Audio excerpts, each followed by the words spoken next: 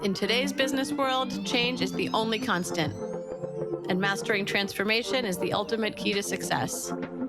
Welcome to Shift and Thrive. I'm your host, Natalie Nathanson. Each week, we'll bring you conversations with CEOs who delve into how they successfully drove critical change in their organization. This show is sponsored by Magnitude Consulting, bringing you the thinking power of a growth consultancy and the getting it done power of a full-service B2B marketing agency. Welcome back to Shift and Thrive. I'm Natalie Nathanson, and in this special compilation episode, we're diving into the foundation of any great go-to-market motion, the customer.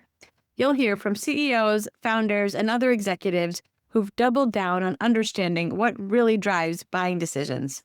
From uncovering why your best customers buy, avoiding tech-first messaging traps, and aligning cross-functional teams around a shared view of the customer.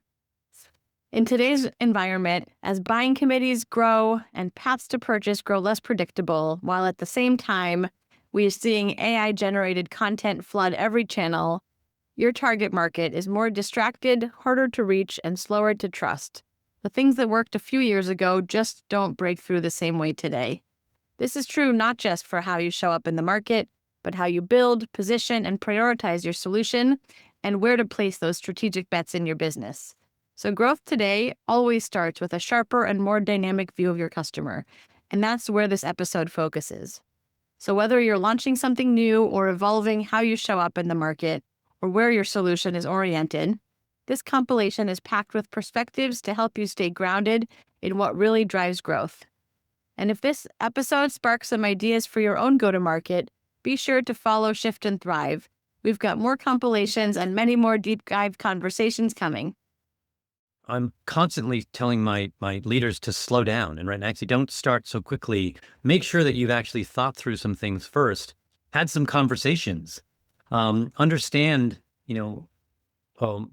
what causes your best customers, not all your customers, but your best customers to buy from you. And when I ask this question, everyone has an answer. And then I ask, well, how do you know? And those answers are less convincing, right? Well, I just know I've talked to my customers. And I said, well, what do you talk to them about? I said, well, ask them what they want. And I said, then what do they say? And they tell me what they want. And I said, well, is it actually what they paid for? Well, so because we as consumers, we buy differently than we're sold to, right? There's a supply side and a demand side. And we don't really understand, not enough of us understand the demand side of selling, right? And marketing is that we have these, and I'm not sure what your model is, right? But, I always focus on, hey, it's awareness first, then there's interest generation, there's qualification, then there's some sort of, needs awareness, needs analysis, et cetera. Then you demonstrate something, and then you go through the negotiation, close, et cetera. And that's how we sell. But that is not how people buy, right? People buy through two main processes. One is that, there needs to be some sort of struggle, some sort of dissatisfaction that they have to have. If there's no dissatisfaction, they're not going to move. We don't like to move. The brain likes status quo. A lot of things have to have us move. And we can't assume just because we think our product is awesome that people are going to think the same thing. And I would say this to folks all the time. And I would ask them, why do people buy from you? And basically the answer was because we're awesome. And I say, I'm sorry to disappoint you, but people don't really care how awesome you are. They only care how much your awesomeness does for them, right? It's a very self-interested model. So, we have to have this dissatisfaction. And then, so there's this model called jobs to be done, which has this process that people go through, which is, you have to have some sort of thing that sparks your interest. Either it's a push or a pull, right? And if it's a push, it's like, something broke or you're dissatisfied or something isn't working or whatever, that's pushing you. Or you see something that like, oh, that looks good. But then you just sort of think about it for a while, right? And you're not really actively doing anything. And then something else happens. Maybe, so let's say my example is always like a lawnmower, right? Then the lawnmower finally breaks, or it's the third time you've had its service. And you're like, I just got to get a new lawnmower. And now you start actively looking for lawnmowers. And so maybe you're going to a shop or you're seeing things, you're advertising, etc. And then you begin now the decision process. You narrow it down to 2 or 3 different things. But what also happens in that model is, so that's the push and the pull, and that's moving you towards progress. But there are also 2 aspects, 2 forces that are causing you not to move, which is habit and anxiety, which is, these new lawnmowers are really fancy. I'm going to look stupid in my front lawn if I don't know how to do it, or, it's probably going to be a lot more expensive to fix because there are all these moving parts. You have all these reasons to not do stuff. And we as sellers and marketers don't realize that that's part of our process. We have to help them, have to ease that anxiety and that habit. And if you haven't done all that work, so that's my long way of saying, if you haven't done all that work before you do your go-to-market, then your go-to-market is now a guess. And you're hoping much more for luck. And you could have made it a lot easier on yourself if you really just spent, 1 or 2 weeks probably doing some work up front that would have changed what you did. Product market fit. You have to get close again, going back to the customer. Start with the customer. Identify who is your customer, and your product may not be what they need right now. But if that is your business and that is your market, you stay very close to them. You stay in front of them, on the side of them, or at the same table, wherever they'll let you sit. You stay with them, and you're genuinely curious and looking to apply the resources of your company, your business, to solve their problems. And you're looking for that overlap.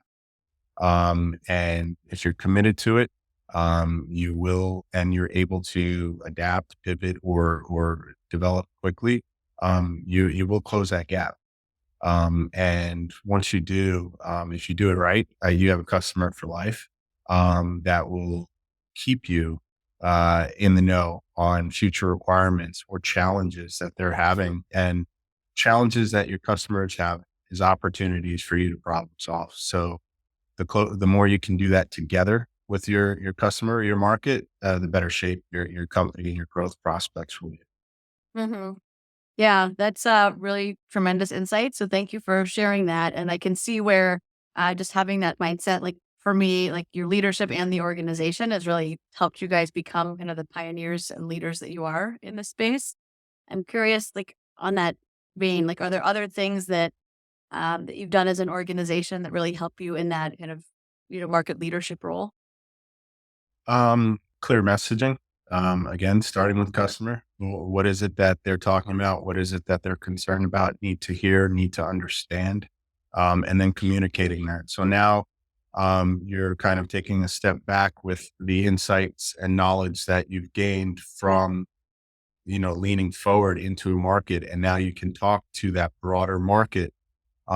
Realistically, you want to meet the early adopters in your market. That's where you want to start. They're the ones that are most, uh, open to trying new technologies, maybe are more interested in solutions or services that meet 70, 80% of their need, but aren't like a cookie cutter or turnkey type solution yet. But those are the ones, if they're the leaders in their space and they're the most, uh, open to adopting early technologies, they'll help, and they may, at least validate your business model, that validate your product or service, and give you, enough early revenue to keep you afloat, to continue to build, until that product is mature enough where you can address the broader market, which is not, maybe more risk averse, or, may not be as willing to try in experimental technology. But in the, working with your early adopters, you have now past performance and you now have a validated product and use case. You're still going to find client fit that isn't quite the right fit. You're still going to find those ones that come in and everyone thinks with good expectation and then it doesn't work. You're never going to be 100%, but it is very, very similar, as you say, to, bringing a team member on, bringing a client on. It's the same process. Really, all we want between us is the right fit. Now, sometimes we might not say it in the right way and it might be that, signals are missed or everyone understands different things. But ultimately, if you could, and especially in your line of business, I think it'd be brilliant if you could have a transparency button which anyone going to any website could press and know exactly what it was and exactly what everything meant, then they'd know if it was for them. And that would save so much sort of false courtship. It'd be interesting. I'd be curious on your view there. Yeah. No, I think it's very true. And right, there's different permutations around kind of who makes the right fit. Like in our example, like of a client fit. But whether you kind of already coming in with a lot of understanding and appreciation for marketing, or maybe you don't have that, but your organization needs that to move to the next level. So regardless of the starting point, I think a lot of it does come to just having those open and honest discussions, setting the right expectations, and bringing that through. I think the challenge that our industry faces, and I think you probably see this a lot in customer experience disciplines, is if others around you might kind of overpromise and underdeliver or tell people what they want to hear, you're sometimes not working from kind of a clean slate. You're working from kind of negative impressions that then you have to overcome that have nothing to do with your own business. Yeah, you definitely are. And I think one thing that bridges that gap, like in our case, was, a common acquaintance who knows both parties and helps with the matchmaking. And those are really powerful ways, whether it's for people to work with you or whether it's for customers, whatever it is, having that bridge of trust really helps. It's like a shorthand to get through a lot of things that otherwise you might never end up working together. You never want a customer view of a process. You want a market view of a process. So that's kind of what we did. But once we got that information, we found within a few little data points of difference. In general, it was fairly generic across all the customer groups we worked with, and that allows us to build new process maps to say, hey, if we change this, and we change the order that these things are done, and this is wait time, we can build a robotic technology that's operating now, and then the operator of this robotic technology can now go and do X, Y, Z in these areas, and double up the efficiency during that time. Got it. Thank you. You brought me back to some of the MBA days of some of those examples. We did another one on Chipotle, and their process documentation was really the impetus for them being leading edge in their automation kind of and optimization practices. So it certainly makes Absolutely. a big impact. Yeah. I'm curious, do you have any other examples of kind of how that change plan and kind of change management plan has kind of paved the way in some of the companies where you've been? Yeah, I mean, so, we started there to bring up, that whole change management approach. Initially we started off at the worker level, the user level, then we build it up to the store level, then we build it up to the area level, and we get up to head office. And we build it at different levels, all the way from, operating machine all the way to corporate reporting. But now we're starting to see that happen across the board, robotics companies that are delivering these kind of machines into any kind of areas, whether it's warehouse management to retail to, hospitals, are starting to build this as a process, becoming a standard, which is incredible. And we're also seeing a lot of it being automated. There's a number of companies now that are providing technology that allows you to monitor robotic operation. There's Formont, there's Inorbit, there's several others, and they're starting to build this process approach into their reporting as well, which is incredible. It's now becoming much more standardized. You can build a very easy process that you can present to a customer. So we've done it there. We did it at hospitals. In my last company, we built a robotic character that used AI to have conversations with children. It was really designed for kids that had social emotional issues or had, mental behavioral developmental issues. And so many kids that are on the spectrum and, those kind of problems. And so we built this interaction system that took a child through a whole journey of social emotional learning, improved their confidence, helped their communication skills, and many other areas. But we started to look at how this could be used in hospitals. And we tried a number of different things. We worked with a great hospital, the Children's Hospital at the University of Rochester in New York, upstate New York.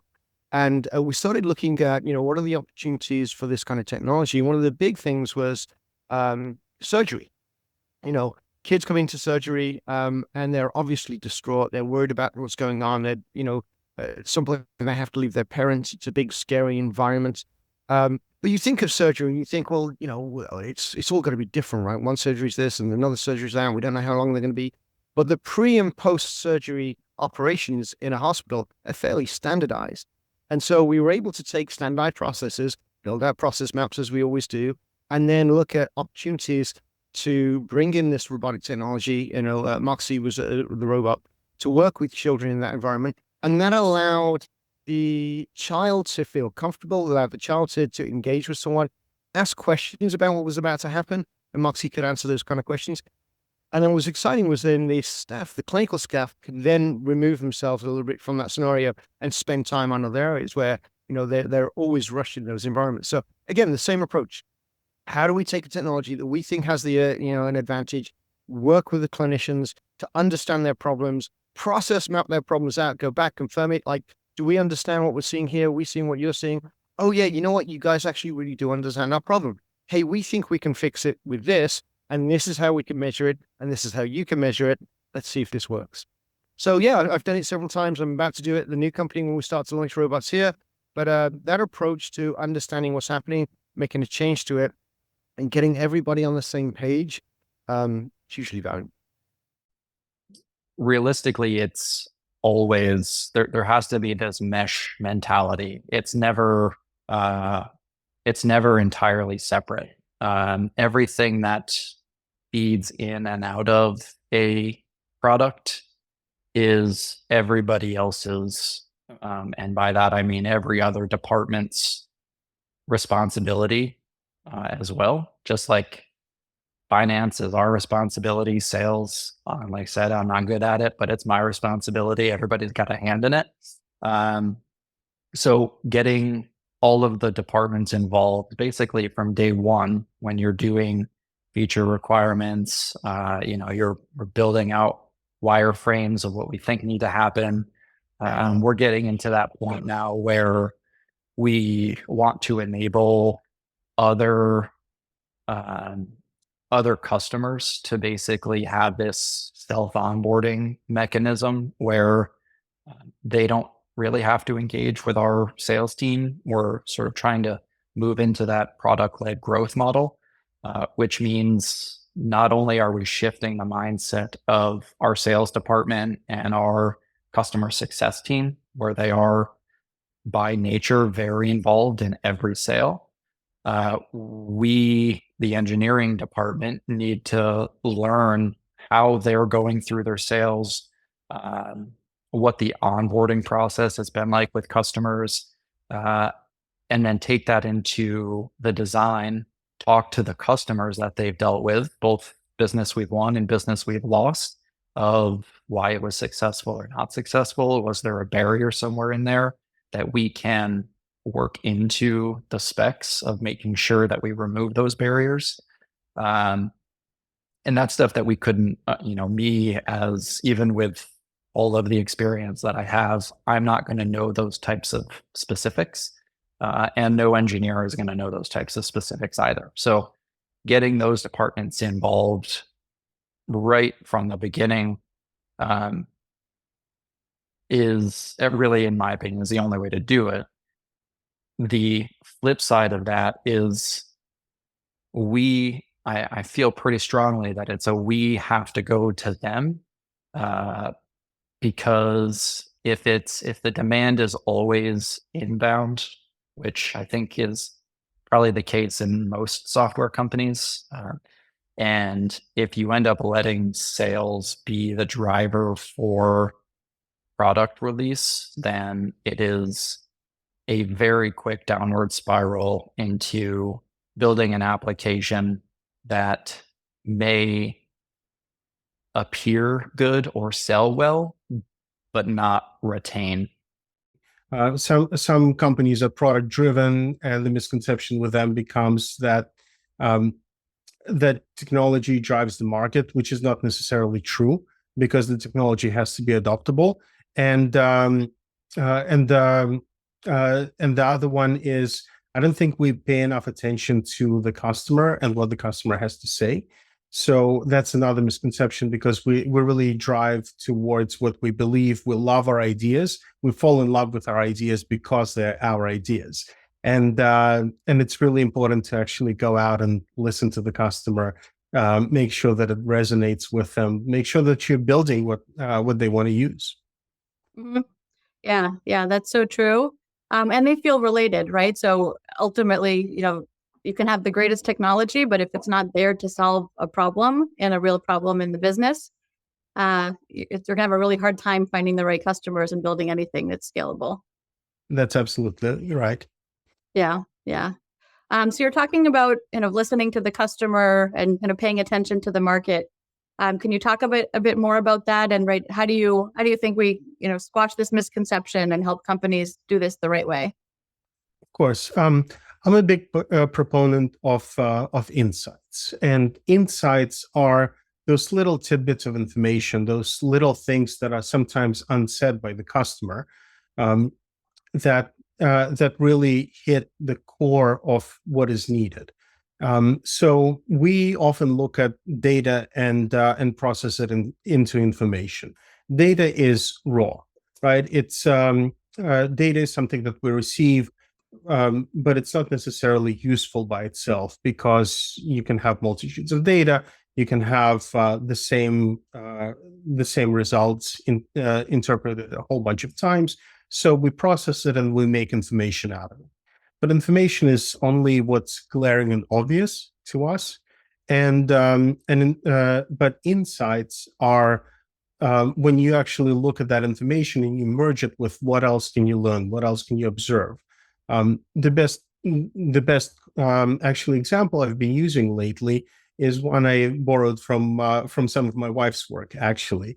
She's a marketer. She studies what's been successful in the past, and one of the best examples is actually the Got Milk commercials.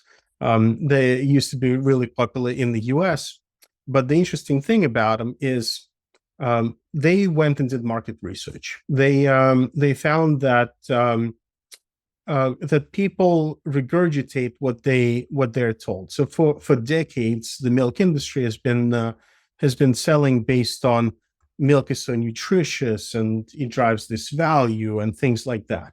What they did was actually something very different and very unique. They went into people's homes and they started observing, looking for things that are not being said. And what they noticed is that anytime someone wants something, anytime someone wants some cereal in the morning, they'll reach for milk. Anytime they want coffee, they'll reach for milk. Anytime they want to make a cream pasta sauce, they'll reach for milk. And at the end of it, milk became one of those things that if you don't have it, it's a problem. And that's the one that created that Got Milk commercial, the one that resonated so well with people, because what they realized is that what wasn't being said is that without milk, you're in trouble. And people will go out in the middle of the night to get it for themselves for next morning.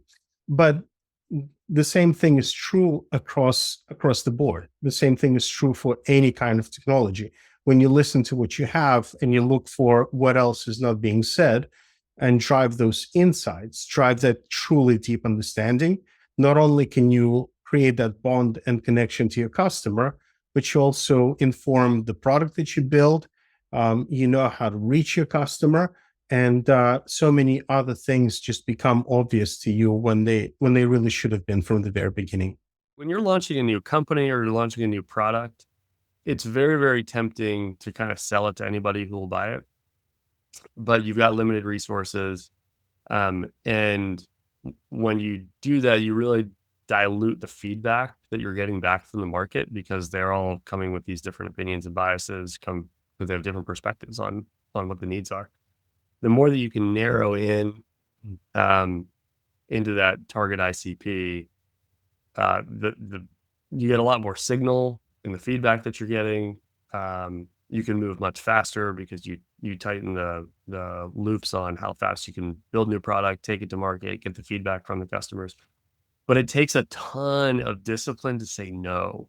to all the other potential opportunities that are sitting out there. We've got a group of folks that now, as a customer success, is really focused on a client after they become a customer. And so instead of being compensated on net new sales, they're compensated on client satisfaction. They're compensated on making sure that they've got a robust technology plan in place that's really tied to our customers' strategic plan. And in the end, that really helps us drive results for our customers. And so that team, once you become a Loeffler client, they're really focused on effectively managing and growing and helping that customer succeed. And then we've got the unified sales team that's really out leading the charge, talking about new products and services, as well as additional products and services in the markets that we serve. Sure. You touched on kind of incentives and making sure that that's all aligned. That's something that I find so interesting and can be so hard to get right. You can kind of over engineer, and then it becomes too complex. You can set an intention with the best of intention, so to speak, in mind, and then it can backfire. So curious, from kind of a team standpoint, like how did you put those right incentives in place for the different teams? Yeah, a lot of our homework was done by networking with companies like Loeffler in the technology space, and lucky to have a lot of friends in the industry. And so it's always nice to be able to call on them and learn from their experiences, much like we're doing today. And so we benchmarked that. I think, a trend for us is really focused on making it as simple as possible. So a lot of our programs revolve around a monthly contract versus maybe a product and percentage. And so that's starting to simplify our compensation programs. Yeah. And then, the other area that you touched on was marketing strategies, which is obviously near and dear to my heart. Yeah. Tell me, how have you thought about that through the journey? Yeah. I think the biggest thing for Loeffler is that since 1986, we've grown as an organization, and we've got a very diverse portfolio of technology solutions. So copy printers, unified communications, physical security, IT managed services, cyber security as a service, and even more in addition to that, right? And so for our clients, that's a lot to consume. And so we've spent a lot around marketing, talking a lot more about target customer profile and talking more about how to tell a really unified story to our client that lands well with them, that's relevant for them. So again, starting with target customer profile in the story is what we build a marketing campaign around. That's something that you've been able to help us with, and that's really kind of a platform for all the other marketing activities that we have, whether it's filling top of funnel with, doing all the Google keyword searches, or a targeted campaign, or educational events. Those really lead to the top of funnel through that target customer profile. That's a wrap for this week's episode. For show notes and more, visit shiftandthrivepodcast.com. A special thank you to our sponsor, Magnitude Consulting, bringing you the thinking power of a growth consultancy and the getting it done power of a full-service marketing agency to help B2B companies fuel their growth. For more information on Magnitude and to get your complimentary transformation readiness assessment, visit magnitudeconsulting.com/getready. Thank you so much for listening. We'll see you next week.